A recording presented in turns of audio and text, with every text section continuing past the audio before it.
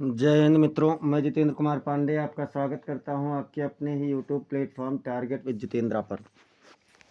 प्यारे बच्चों, इस समय हम लोग UP triple S C PET 2025 की सीरीज को पढ़ रहे हैं। जैसा कि नोटिस आप लोग देख चुके होंगे कि यूपी ट्रिपल एस सी पेट का आप लोगों का परीक्षा जो होना है वो 6 और 7 सितंबर का डेट आयोग के द्वारा दिया गया है। तो उस डेट से पहले पहले हम लोगों को समस्त टॉपिक कवर करना है, जीके जीएस का, और जैसे जो अन्य हिंदी का भी काफ़ी टॉपिक कवर किया जा चुका है। जो बाकी है वो आप लोगों को बहुत जल्द ही प्रोवाइड कराए जाएंगे। समस्त क्लासेस को पाने के लिए आप लोग बेटा क्लास को लाइक कर दीजिए, चैनल को सब्सक्राइब कर लीजिए और बेल आइकन दबा दीजिए, जिससे सभी क्लास आप लोगों को मिलती रहें। और चलिए हम लोग आज एक बहुत ही महत्वपूर्ण टॉपिक पढ़ने जा रहे हैं, इतिहास में मौर्य वंश, जो कि यूपी ट्रिपल एस सी पेट का एक टॉपिक है मौर्य वंश, जिसमें हम लोगों को सम्राट अशोक के बारे में पढ़ना है। मौर्य वंश में से है तो मौर्य वंश बहुत बड़ा, लेकिन केवल आपके कोर्स में, आपके सिलेबस में केवल और केवल सम्राट अशोक हैं, तो इसलिए सम्राट अशोक को ही पढ़ेंगे।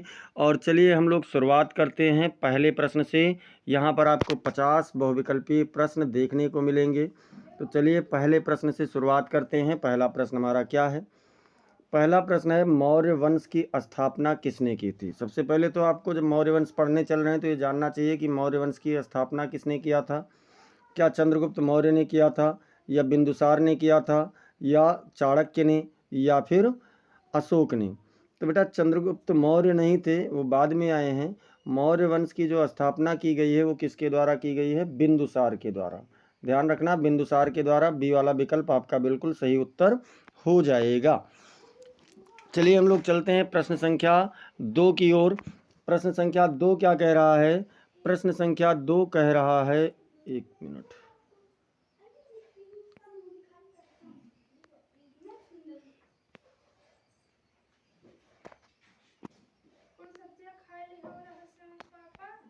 प्रश्न संख्या 2, प्रश्न संख्या 2 कह रहा है कि चंद्रगुप्त मौर्य ने, सॉरी बेटा एक मिनट, यहाँ से कुछ कलर का डिफरेंस हो रहा है, तो कलर के बारे में पहले कलर को सेट कर लिया जाता है। अब ठीक है। कह रहा है चंद्रगुप्त मौर्य ने किस यूनानी शासक को हराया था? चंद्रगुप्त मौर्य ने किस यूनानी शासक को हराया था? तो कौन से यूनानी शासक को हराया था चंद्रगुप्त मौर्य ने? क्या सिकंदर को हराया था, या सेल्यूकस निकेटर को, या टालमी को, या फिर डेमेट्रियस को? किसको हराया था बेटा? तो चंद्रगुप्त मौर्य ने हराया था किसे? चंद्रगुप्त मौर्य ने हराया था टालमी को। किसे हराया था? टालमी को हराया था। ध्यान रखना है, सी वाला विकल्प आपका बिल्कुल सही उत्तर हो जाएगा। प्रश्न संख्या 3 है। प्रश्न संख्या 3 कह रहा है कि सम्राट अशोक ने किस युद्ध के बाद बौद्ध धर्म अपनाया था? कौन से युद्ध के बाद में इन्होंने बौद्ध धर्म अपनाया था? क्या मगध युद्ध के बाद में, या कलिंग युद्ध, या फिर पाटलिपुत्र का युद्ध, या फिर अवंती युद्ध? तो बेटा जब कलिंग का युद्ध हुआ था तो कलिंग के युद्ध में भीषण संहार को देख करके इनका हृदय दुख से भर गया था, इसलिए इन्होंने इसी में क्या किया था? अपनाया था। इसी के बाद में बौद्ध धर्म को अपना लिया था। प्रश्न संख्या 4, प्रश्न संख्या 4 कह रहा है कि अशोक द्वारा बौद्ध धर्म स्वीकार करने का प्रमुख कारण क्या था? कौन सा कारण था जिससे वह उन्होंने हासिल कर लिया था, बौद्ध धर्म को अपना लिया था? क्या राजनीतिक मजबूरी थी, या युद्ध की विजय, या कलिंग युद्ध की हिंसा से दुखी होना, या फिर गौतम बुद्ध का प्रभाव? तो बेटा कलिंग युद्ध में अभी हमने बताया कि कलिंग युद्ध में भीषण नरसंहार को देख करके इन्होंने अपनाया था, तो सी वाला विकल्प आपका बिल्कुल सही उत्तर हो जाएगा। प्रश्न संख्या 5 कह रहा है कि अशोक के समय अशोक के समय भारत में बौद्ध धर्म का प्रचार कहाँ तक हुआ था? तो क्या केवल भारत में हुआ, या श्रीलंका और नेपाल में भी हुआ था, या मध्य एशिया में भी हुआ था, या भारत से बाहर श्रीलंका, सुमात्रा और अफगानिस्तान में हुआ था? कहाँ तक हुआ था बेटा? तो भारत से बाहर श्रीलंका, सुमात्रा और अफगानिस्तान में भी भारत से मतलब बौद्ध धर्म का प्रचार प्रसार किया गया था, इसलिए डी वाला विकल्प इसका सही उत्तर हो जाएगा। प्रश्न संख्या 6 है, अशोक ने किस स्तंभ लेख में अपने बौद्ध धर्म प्रचार का उल्लेख किया है? कौन से स्तंभ लेख में अशोक ने प्रचार बताया है कि इन्होंने बौद्ध धर्म का प्रचार प्रसार कराया था? क्या शिलालेख 13 में, या शिलालेख 4 में, या शिलालेख 7 में, या फिर शिलालेख 2 में? तो इन्होंने बेटा शिलालेख 4 में बताया है, बौद्ध धर्म के प्रचार प्रसार का वर्णन इन्होंने किस में किया है? शिलालेख 4 में। प्रश्न संख्या 7 कह रहा है कि अशोक के किस शिलालेख में कलिंग युद्ध का वर्णन है? कलिंग युद्ध का वर्णन कहाँ के शिलालेख में है? क्या खारवेल में है, या रुम्मिनदेही में, या 13वां शिलालेख में, या फिर गिरनार में? तो बेटा जो खारवेल का शिलालेख है, इस शिलालेख में अशोक ने क्या किया है? अशोक ने कलिंग युद्ध का वर्णन किया है, यानी ए वाला विकल्प आपका सही उत्तर हो जाएगा। प्रश्न संख्या 8 देखते हैं। कलिंग मतलब अशोक का धार्मिक दूत जिसे श्रीलंका भेजा गया था। श्रीलंका किससे भेजा गया था? धार्मिक दूत की बात कर रहे हैं। क्या संघमित्रा थी, या महेंद्र थे, या पुत्तिस थे, या उपगुप्त थे? तो बेटा जो इनके धार्मिक संदेशवाहक के रूप में गए थे वो कौन गए थे? उपगुप्त गए थे। देखिए आप सोचेंगे कि सर जी श्री संघमित्रा और महेंद्र भी तो गए थे। संघमित्रा और महेंद्र को इन्होंने प्रचार के लिए भेजा था, लेकिन धार्मिक दूत बनाकर नहीं भेजा था। धार्मिक दूत की बात आएगी तो उपगुप्त गए थे। डी वाला विकल्प बिल्कुल सही उत्तर हो जाएगा। प्रश्न संख्या 9 कह रहा है अशोक का शिलालेख किस लिपि में है? अशोक का शिलालेख क्या ब्राह्मी लिपि में है, या खरोष्ठी में है, या अरमैक में है, या सभी सही हैं? तो बेटा इनके शिलालेख में विभिन्न लिपियां मिली हैं। विभिन्न लिपियां मतलब कि ब्राह्मी भी मिली है, खरोष्ठी भी मिली है, अरमैक भी मिली है, और सभी लोग मिले हैं। तो इसलिए यहाँ पर कौन सा विकल्प सही हो जाएगा? सभी सही हो जाएंगे, सभी सही हो जाएंगे। लेकिन ध्यान रखना, जब ये पूछा जाएगा कि अधिकतर कौन से लिपि में है, तो अधिकतर है खरोष्ठी। ये अधिकांश शिलालेख खरोष्ठी में हैं। बाकी कुछ शिलालेख आपके किस में बेटा? अरमाइक में भी हैं और ब्राह्मी लिपि में भी हैं, इसलिए सभी लिपि इनकी सही हो जाएगी। प्रश्न संख्या 10 कह रहा है कि अशोक ने बौद्ध धर्म का प्रचार करने के लिए किस सभा का आयोजन किया था? कौन सी सभा? अर्थात बौद्ध संगीति जो हुई थी, 4 बौद्ध संगीति का आयोजन किया गया है। तो अशोक ने कौन सा किया था? क्या द्वितीय, या तृतीय, या चतुर्थ, या फिर पंचम? तो बेटा 4 ही हुआ है, और 4 में जो चौथा हुआ है ये अशोक के समय में हुआ है, यानी कि सी वाला विकल्प इसका बिल्कुल सही उत्तर हो जाएगा। 10 प्रश्न हम लोग कर चुके हैं। अगर अब तक बेटा क्लास को लाइक नहीं किए हैं तो सब लोग क्लास का लाइक कर दीजिए। और 11वां प्रश्न कह रहा है कि अशोक के अभिलेखों में प्रियदर्शी शब्द का अर्थ क्या है? प्रियदर्शी शब्द का अर्थ क्या है? क्या महान योद्धा है, या प्रिय देखने वाला है, या बौद्ध अनुयायी है, या धर्म विजयी राजा है? कौन सा होगा बेटा? तो इसके अनुसार प्रिय देखने वाला जो है उसे ही प्रियदर्शी कहा गया है। अच्छा, अशोक के शिलालेखों को पढ़ा किसने है? तो जेम्स प्रिंसेप ने पढ़ा है, ये भी ध्यान रखना। अशोक ने किस स्थान पर अहिंसा को सबसे प्रमुख धर्म बताया है? कहाँ पर उन्होंने बताया है कि अहिंसा परमो धर्मः, अर्थात अहिंसा सर्वश्रेष्ठ धर्म है? क्या गिरनार अभिलेख में बताया है, शिलालेख में, या रुम्मिनदेही लेख में बताया है, या बब्रू में बताया है, या शिलालेख 13 में बताया है? तो बेटा जो बब्रू लेख इनका है, इस बब्रू लेख में इन्होंने बताया है कि अहिंसा परमो धर्मा, यानी सी वाला विकल्प बिल्कुल सही उत्तर हो जाएगा। प्रश्न संख्या 13 कह रहा है कि अशोक के समय में बौद्ध धर्म को किस दार्शनिक ने व्यवस्थित रूप से संहिताबद्ध किया था? मतलब बौद्ध धर्म को किसने लिखा था? क्या नागार्जुन ने लिखा था, या महाकश्यप ने लिखा था, या मोग्गलपुत्तिस ने, या फिर वसुबंधु ने? किसने लिखा था बेटा? तो ये लिखा था मोग्गलपुत्तिस ने। मोग्गलपुत्तिस ने बौद्ध धर्म को दार्शनिक रूप से व्यवस्थित करके मतलब लिपिबद्ध किया था। प्रश्न संख्या 14 कह रहा है अशोक ने किस स्थान पर बौद्ध विहारों और स्तूपों का निर्माण करवाया था? क्या सारनाथ में करवाया, या वैशाली में, या सांची में, या फिर सभी? तो बेटा इस सभी स्थान पर अशोक ने निर्माण करवाया था, इसलिए डी वाला विकल्प बिल्कुल सही उत्तर हो जाएगा। प्रश्न संख्या 15 कह रहा है अशोक के कौन से स्तंभ पर हाथियों की आकृति अंकित है? कौन से स्तंभ पर है? क्या सारनाथ वाले पर है, या वैशाली में है, या लौरिया नंदनगढ़, या फिर संकिसा? कौन से में है बेटा? तो ये है सारनाथ वाले में हाथी की आकृति है। हाथी की आकृति कहाँ है? तो सारनाथ वाले स्तंभ लेख पर है, स्तंभ पर है। फिर अगला कह रहे हैं कि अशोक का सबसे प्रसिद्ध शिलालेख कहाँ स्थित है। कौन सा शिलालेख इनका सबसे प्रसिद्ध है। 16 नंबर कह रहा है क्या देहली टोपरा यानी दिल्ली टोपरा वाला, या पाटलिपुत्र वाला, या फिर गिरनार, या फिर मथुरा। तो बेटा जो दिल्ली टोपरा है, दिल्ली टोपरा इनका सबसे प्रमुख है। ए वाला विकल्प आपका सही उत्तर हो जाएगा। प्रश्न संख्या 17 कह रहा है अशोक के धार्मिक दूतों को, यहाँ धार्मिक लिख गया बेटा, मिसप्रिंट है, तो धार्मिक दूतों को क्या कहा जाता है। क्या उपदेशक कहा गया, या धर्म महामात्र, या फिर प्रचारक, या बौद्धाचार्य। क्या कहा गया इन्हें, तो इन्हें बेटा कहा गया है धर्म महामात्र। क्या कहा गया, धर्म महामात्र, यानी बी वाला विकल्प सही उत्तर होगा। प्रश्न संख्या 18, प्रश्न संख्या 18 कह रहा है अशोक की धर्मनीति में निम्न में से कौन सा तत्व नहीं था। क्या अहिंसा नहीं था, या जातिवाद नहीं था, या सहिष्णुता नहीं था, या फिर सत्य नहीं था। तो कौन सा तत्व नहीं था बेटा, तो अशोक की जो धर्म नीति थी उसमें से जाहिर सी बात है कि आप लोगों का जातिवाद की बात इसमें नहीं की गई थी, यानी बी वाला विकल्प सही उत्तर हो जाएगा। प्रश्न संख्या 19 कह रहा है मौर्य साम्राज्य का प्रशासनिक केंद्र कहाँ था। मौर्य साम्राज्य का प्रशासनिक केंद्र अर्थात राजधानी कहाँ पर थी। क्या तक्षशिला में था, या पाटलिपुत्र में, या उज्जैन में, या अवंती में।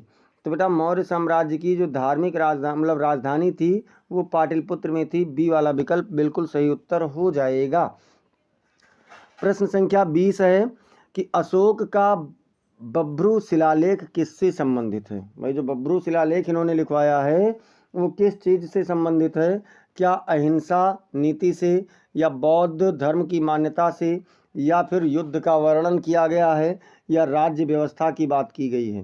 तो बेटा बौद्ध धर्म की मान्यता की बात की गई है किसमें, बब्रू शिलालेख में, इसलिए यहाँ पर बी वाला विकल्प सही उत्तर हो जाएगा। प्रश्न संख्या 21, प्रश्न संख्या 21 कह रहा है अशोक का नाम प्राचीन ग्रंथों में कहाँ मिलता है। अर्थात कौन से पुस्तक में अशोक का नाम मिलता है। क्या मुद्रा राक्षस में मिलता है, या महावंश में मिलता है, या अर्थशास्त्र में, या फिर जातक कथा में। तो अशोक का नाम कहाँ मिलता है बाबू, महावंश में मिलता है। बी वाला विकल्प आपका बिल्कुल सही उत्तर हो जाएगा। प्रश्न संख्या 22, प्रश्न संख्या 22 कह रहा है अशोक द्वारा स्थापित धम्म का मुख्य उद्देश्य क्या था। धम्म का मुख्य उद्देश्य क्या था। क्या बौद्ध धर्म का प्रचार प्रसार था, या साम्राज्य का विस्तार था, या सभी धर्मों में समरसता थी, या केवल दान था। तो बेटा जो इन्होंने धम्म का स्थापना किया था उस धम्म का मुख्य उद्देश्य था सभी धर्मों में समरसता लाना, अर्थात सभी धर्मों में कोई भी भेदभाव ना रखना। तो सी वाला विकल्प बिल्कुल सही उत्तर हो जाएगा। प्रश्न संख्या 23 कह रहा है कि अशोक के राज्यकाल में मुद्रा प्रणाली किस पर आधारित थी। मतलब मुद्रा प्रणाली कैसी थी। तो क्या चांदी की थी, या तांबे की थी, या फिर पंचमार्क सिक्के थे, या फिर स्वर्ण मुद्रा थी। तो बेटा अशोक के शासनकाल में जो मुद्रा प्रणाली थी वो पंचमार्क मुद्रा प्रणाली सिक्के थे यहाँ पर, यानी 5 प्रकार के इस पर चिन्ह मिलते थे, इसलिए सी वाला विकल्प बिल्कुल सही उत्तर हो जाएगा। प्रश्न संख्या 24, प्रश्न संख्या 24 कह रहा है निम्न में से कौन अशोक के समय नहीं हुआ था। क्या बौद्ध धर्म का विभाजन नहीं था, या तृतीय बौद्ध संगीति नहीं हुई थी, या महेंद्र का श्रीलंका जाने का काम नहीं हुआ था, या फिर चौथी संगीति नहीं हुई थी। तो देखिए बेटा बौद्ध धर्म का विभाजन अशोक के समय में ही हुआ।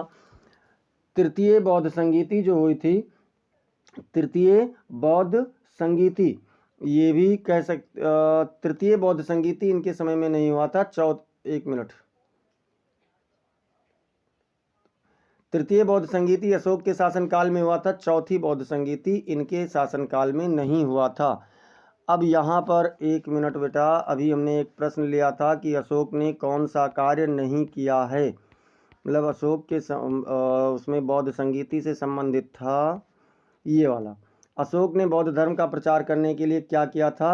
तो अशोक ने बौद्ध धर्म का प्रचार करने के लिए तृतीय बौद्ध संगीति का आयोजन किया था, ये ध्यान रखना। हमने चौथी लगवाया था, लेकिन ये 10वें प्रश्न का आप लोग फिर से ध्यान दे दीजिए। इन्होंने तृतीय बौद्ध संगीति का आयोजन किया था, चौथी का कालाशोक ने किया था। तो हम लोग बेटा इसमें देख चुके हैं कितने प्रश्न, हम लोग देख चुके हैं तो चलिए अब हम देखते हैं 25वां प्रश्न। 25वां प्रश्न कह रहा अशोक की पुत्री संघमित्रा ने कहाँ बौद्ध धर्म का प्रचार किया था। तो क्या संघमित्रा नेपाल गई थी, या फिर श्रीलंका गई थी, या फिर तिब्बत गई थी, या फिर वर्मा म्यांमार में गई थी। तो अशोक की पुत्री संघमित्रा कहाँ गई थी बेटा? अशोक की पुत्री संघमित्रा श्रीलंका गई थी, इसलिए बी वाला विकल्प इसका बिल्कुल सही उत्तर हो जाएगा। प्रश्न संख्या 26 देख लीजिए। प्रश्न संख्या 26 कह रहा है अशोक द्वारा निर्मित शिलालेख किस लिपि में थे? केवल ब्राह्मी में, या ब्राह्मी खरोष्ठी अरमैक में, या पाली में, या संस्कृत में। तो जो अशोक के शिलालेख थे बेटा, ये ब्राह्मी खरोष्ठी और अरमैक में थे। ये मैंने पहले ही आप लोगों को बता दिया है। अब देखते हैं प्रश्न संख्या 27। प्रश्न संख्या 27 क्या कह रहा है? प्रश्न संख्या 27 है किस यूनानी राजा के दरबार में मौर्य राजदूत मेगास्थनीज भेजा गया था।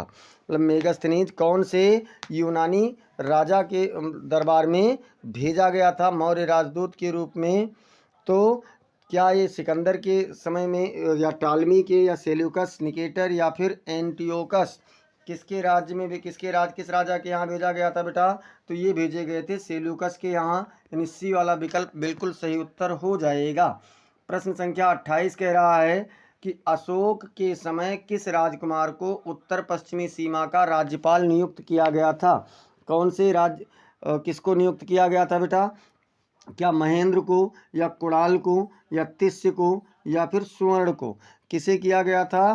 तो ये आप लोगों का किया गया था, कुणाल को उत्तर पश्चिमी सीमा का राज्यपाल नियुक्त किया गया था। बी वाला विकल्प आपका बिल्कुल सही उत्तर हो जाएगा। प्रश्न संख्या 29 कह रहा है अशोक किस वंश का तीसरा शासक था? क्या सातवाहन वंश के थे, या मौर्य वंश के, या नंद वंश के, या फिर शक वंश के? तो बेटा अशोक मौर्य वंश के शासक थे, तो ये तीसरे शासक मौर्य वंश के रहे हैं। प्रश्न संख्या 30 अशोक के शासनकाल का सबसे प्रमुख प्रशासनिक सुधार क्या था? कौन सी प्रशासनिक सुधार सबसे प्रमुख था? क्या धर्म महामात्रों की नियुक्ति, या सैन्य विस्तार, या फिर बंदरगाह निर्माण, या फिर युद्ध नीति? तो बेटा जो इसमें सबसे महत्वपूर्ण सबसे प्रमुख प्रशासनिक सुधार था वो धर्म महामात्रों की नियुक्ति की गई थी। ए वाला विकल्प बिल्कुल सही उत्तर हो जाएगा। प्रश्न संख्या 31 कह रहा है कि अशोक का देहांत कब हुआ? मृत्यु अशोक की कब हुई थी? 232 ईसा पूर्व, या 180 ईसा पूर्व, या 250 ईसा पूर्व, या 200 ईसा पूर्व? तो कब हुआ था बाबू? ये हुआ था 232 ईसा पूर्व में। ए वाला विकल्प बिल्कुल सही उत्तर हो जाएगा। प्रश्न संख्या 32 कह रहा है कि अशोक किस नगर में जन्मा था? अशोक का जन्म कहाँ हुआ था? क्या उज्जैन में, या पाटलिपुत्र में, या फिर वैशाली में, या तक्षशिला में? तो बेटा अशोक का जन्म पाटलिपुत्र में हुआ था। बी वाला विकल्प सही हो जाएगा। क्यों? क्योंकि पाटलिपुत्र में ही इसकी राजधानी थी, और जहाँ राजधानी थी राजा वहीं तो रहेगा। तो अब देखते हैं प्रश्न संख्या 33। प्रश्न संख्या 33 है किस स्तंभ पर अशोक के धम्म का संपूर्ण विवरण मिलता है? अशोक के धम्म का संपूर्ण विवरण कहाँ पर मिलता है? क्या कंबोज में, या फिर शहबाजगढ़ी में, या सांची में, या भरहुत में? तो बेटा जो शहबाजगढ़ी का शिलालेख है, इस पर स्तंभ है, इस पर धम्म का संपूर्ण विवरण यहीं पर मिल जाता है। बी वाला विकल्प बिल्कुल सही उत्तर हो जाएगा। प्रश्न संख्या 34 कह रहा है अशोक द्वारा शासकीय भाषा में लिखवाए गए अभिलेख किस भाषा में हैं? क्या संस्कृत में है, या पाली में, या प्राकृत में, या अरमैक में? तो बेटा जो शासकीय भाषा में लिखवाए गए अभिलेख हैं वो किस में हैं? तो वो इनका रहा है अरमैक भाषा में रहा है। डी वाला विकल्प बिल्कुल सही उत्तर हो जाएगा। प्रश्न संख्या 35 कह रहा है अशोक ने कलिंग युद्ध कब लड़ा था? कलिंग का युद्ध कब हुआ था? क्या 265 ईसा पूर्व, या 261 ईसा पूर्व, या 250 ईसा पूर्व, या फिर 268 ईसा पूर्व? तो बेटा जो यहाँ पर हुआ था ये हुआ था 261 ईसा पूर्व कलिंग का युद्ध। बी वाला विकल्प बिल्कुल सही उत्तर हो जाएगा। प्रश्न संख्या 36 कह रहा है कि अशोक के किस स्तंभ पर 4 सिंहों की आकृति है? 4 शेरों की आकृति अशोक के कौन से उस पर है स्तंभ पर? क्या सारनाथ पर, या वैशाली, या फिर देहली, या फिर ताम्रलिप्ति? तो बेटा जो सारनाथ का है इस पर 4 शेरों की आकृति है, और यही जो 4 शेरों की आकृति है यही भारत का राष्ट्रीय चिन्ह भी है। अशोक चिन्ह इसे कहा जाता है या राष्ट्रीय चिन्ह कहा जाता है। तो यही राष्ट्रीय चिन्ह है और जो चक्र है वही अशोक चक्र है। प्रश्न संख्या 37, अशोक के अभिलेखों में राजुक शब्द का क्या अर्थ है? राजुक शब्द का क्या मतलब है? क्या मंत्री है या कर अधिकारी है या जिला अधिकारी है या सैनिक प्रमुख है यानी सेना नायक है? तो बेटा जिला अधिकारी को राजुक कहा गया है। सी वाला विकल्प यहाँ पर सही उत्तर हो जाएगा। प्रश्न संख्या 38 कह रहा है मौर्य वंश का अंतिम शासक कौन था? क्या दशरथ थे या फिर बृहद्रथ थे या पुष्यमित्र थे या सम्राट हर्यंक थे? कौन थे बेटा? अंतिम शासक की बात हो रही है। तो अंतिम शासक मौर्य वंश के जो थे वो बृहद्रथ थे। कौन थे? बृहद्रथ थे, बी वाला। इसके बाद में प्रश्न संख्या 39, प्रश्न संख्या 39 है कि अशोक का शासनकाल किस प्रकार का था? कैसा शासनकाल रहा है? क्या धार्मिक रहा है या युद्ध प्रधान रहा है या फिर न्यायिक और नैतिक है या आर्थिक विकास प्रधान रहा है? तो कैसा रहा है बेटा? तो इनकी अगर बात करें तो न्यायिक और नैतिक शासन इनका रहा है। सी वाला विकल्प बिल्कुल सही उत्तर हो जाएगा। प्रश्न संख्या 40, प्रश्न संख्या 40, अशोक ने किस धर्म को धम्म कहा है? कौन से धर्म को इन्होंने धम्म कहा है? या मतलब ब्राह्मण धर्म, जैन धर्म, बौद्ध धर्म या सार्वभौमिक नैतिकता? तो बेटा सार्वभौमिक नैतिकता जो है इसे ही इन्होंने धर्म कहा है, अर्थात सभी धर्मों में समरसता होनी चाहिए, समान भाव होना चाहिए, नैतिकता का भाव होना चाहिए। प्रश्न संख्या 41 कह रहा अशोक द्वारा प्रचारित धम्म में कौन सा तत्व प्रमुख नहीं था? मतलब कौन सा तत्व इसमें प्रमुख रूप से नहीं था? अर्थात पशु बलि का विरोध क्या नहीं किया गया था, या दान और संयम, या जातिगत श्रेष्ठता, या फिर सभी धर्मों का सम्मान? तो बेटा जो धम्म था उसमें जातिगत श्रेष्ठता नहीं थी, अर्थात सी वाला विकल्प बिल्कुल सही उत्तर हो जाएगा। प्रश्न संख्या 42, प्रश्न संख्या 42 कह रहा है मौर्य काल में विदेशों से संबंध का प्रमाण कौन देता है? क्या मेगस्थनीज देते हैं या फाहियान देते हैं या ह्वेंत्सांग देते हैं या फिर बिनचुआन देते हैं कि विदेशों से इनका संबंध कैसा था? ये प्रमाण कौन देता है बेटा? तो ये मेगस्थनीज देता है। ए वाला विकल्प बिल्कुल सही उत्तर हो जाएगा। प्रश्न संख्या 43 कह रहा है कि अशोक के शासनकाल में बौद्ध धर्म का कौन सा संप्रदाय नहीं था? क्या हीनयान नहीं था या महायान नहीं था या फिर थेरवाद नहीं था या फिर वज्रयान नहीं था? कौन सा नहीं था बेटा? तो जो वज्रयान है, वज्रयान इनके शासनकाल में नहीं था, वज्रयान बाद में आया है। अब देखेंगे प्रश्न संख्या 44, प्रश्न संख्या 44 है मौर्य काल का प्रमुख कर क्या था? कौन सा कर मौर्य काल का प्रमुख कर था? क्या भूमि कर था या जल कर या व्यापार कर या फिर पशु कर? तो बेटा 44वें नंबर प्रश्न का उत्तर हो जाएगा भूमि कर, इसका प्रमुख कर था, प्रमुख टैक्स था। प्रश्न संख्या 45, अशोक का सबसे प्रसिद्ध अभियोग क्या था? कौन सा अभियोग अशोक का सबसे प्रमुख था? क्या सैन्य विजय, धर्म विजय, राज्य विस्तार या कर प्रणाली? तो इनका जो प्रमुख अभियोग था बेटा वो धर्म विजय था। बी वाला विकल्प बिल्कुल सही उत्तर हो जाएगा। प्रश्न संख्या 46 कह रहा है कि अशोक के पिता का नाम क्या था? भैया अशोक किसके बेटे थे? क्या बिंदुसार के बेटे थे या चंद्रगुप्त के या कुणाल के या फिर धरणीधर के? तो बेटा अशोक जो थे ये बिंदुसार के पुत्र थे। किसके पुत्र थे? बिंदुसार के। तो ए वाला विकल्प बिल्कुल सही उत्तर हो जाएगा। प्रश्न संख्या 47 कह रहा है कि धम्म चक्र प्रवर्तन का प्रतीक किस स्तंभ पर अंकित है? मतलब धम्म चक्र का जो परिवर्तन किया गया था, प्रवर्तन मतलब महात्मा बुद्ध के द्वारा, ये किस स्तंभ पर है? क्या सारनाथ पर है या गिरनार या सहबाजगढ़ी या फिर लौरिया नंदनगढ़ मतलब लौरिया में? तो ये बेटा कहाँ पर हुआ था? तो ये है सारनाथ में ही ये प्रतीक अंकित है। प्रश्न संख्या 48, प्रश्न संख्या 48 कह रहा अशोक की धर्मनीति का एक मुख्य उद्देश्य था लोगों को बौद्ध बनाना या फिर कर बढ़ा देना या जन कल्याण या दमन? तो बेटा लोगों को बौद्ध बनाना इनका उद्देश्य नहीं था, ना ही कर बढ़ाना था और ना ही दमन करना था। इनका प्रमुख उद्देश्य क्या था? जन कल्याण था। सी वाला विकल्प बिल्कुल सही उत्तर हो जाएगा। प्रश्न संख्या 49 कह रहा है अशोक द्वारा जारी प्रथम शिलालेख कहाँ पाया गया? शहबाजगढ़ी में, या कम्बोज में, या रुक्मिणदेही में, या फिर गिरनार में? तो ये कहाँ पाया गया था? ये पाया गया था आप लोगों का शहबाजगढ़ी में सबसे पहला शिलालेख पाया गया था। ए वाला विकल्प बिल्कुल सही उत्तर हो जाएगा। प्रश्न संख्या 50, अशोक का शासन कितने वर्षों तक रहा था? अर्थात अशोक कितने साल तक राजा थे? क्या 32 वर्ष तक थे, या फिर 42 वर्ष तक थे, या फिर बेटा 50 वर्ष तक थे, या फिर 36 वर्ष तक थे? तो ये बेटा थे 36 वर्ष तक। यहाँ वर्ब लिख गया है, ये वर्ष होना चाहिए। 36 वर्ष तक थे। डी वाला विकल्प आपका बिल्कुल सही उत्तर हो जाएगा। तो अब तक हम लोगों ने 50 क्वेश्चन का सीरीज देख लिया है। आशा है आपको ये सीरीज समझ में आई होगी। प्रश्न उपयोगी हैं, परीक्षा में आने वाले प्रश्न हैं, एक बार इन्हें कंठस्थ जरूर कर लीजिए। और अगर बेटा अब तक आप लोगों ने चैनल को सब्सक्राइब नहीं किया है तो चैनल को सब्सक्राइब कर लीजिए, बेल आइकन दबा दीजिए, जिससे आने वाली समस्त इंपॉर्टेंट क्लास की अपडेट्स मिलती रहें।